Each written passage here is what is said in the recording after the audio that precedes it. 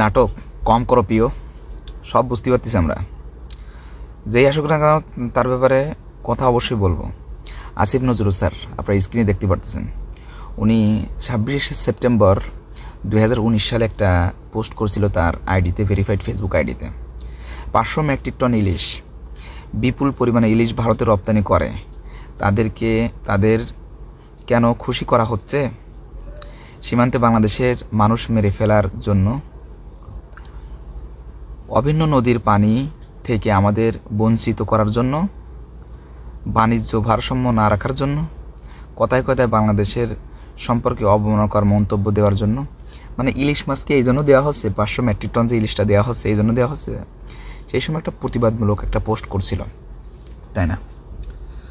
তো আপনারা ক্ষমতায় আসার পরে দীর্ঘ আজকে প্রায় 2 মাস হতে যাচ্ছে। 2 মাসের ভিতরে কি আপনারা পারছেন? আপনারা তো আইসিপুর একটা বলি দিলেন, বক্তব্য ছাড়লেন যে ইলিশ মাছ আমরা দিব না, বাংলাদেশের নাগরিকরা আগে খাবে। মাশাআল্লাহ, কালাম কয়েস, খুবই সুন্দর কথা।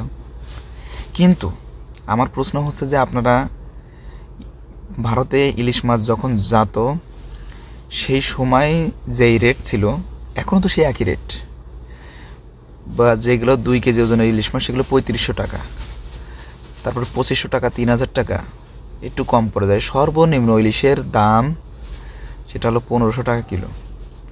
তাহলে কিসের আপনারা বাংলাদেশের নাগরিকদের জন্য আপনারা খাবারের ইটা ভিন্ন করতেছেন? এটা তো কোনোভাবে হচ্ছে না। দ্বিতীয় একটা বিষয় বললেন যে ভারতে ইলিশ মাছ যাবে না, ঠিক আছে, বাংলাদেশের ভিতরে আপনারা চড়া মূল্যে বিক্রি করেন যাতে দেশের জন্য ভালো হোক, নো প্রবলেম। কিন্তু আবার আজকেরা দেখতেছি যে অবশেষে ভারতে যাচ্ছে 3000 টন ইলিশ। আরটিভি নিউজ, অবশেষে ভারতে যাচ্ছে, আমি দিয়ে দিচ্ছি অলরেডি স্ক্রিনে, নো প্রবলেম। ভারতে যাচ্ছে 3000 টন ইলিশ। কেন? আচ্ছা, এবার আসেন প্রথম প্রশ্নে আসি আমরা, যে আপনি যে বললেন যে সীমান্তে বাংলাদেশের মানুষ মেরে ফেলার জন্য কি আমরা ইলিশ দিচ্ছি তাদেরকে?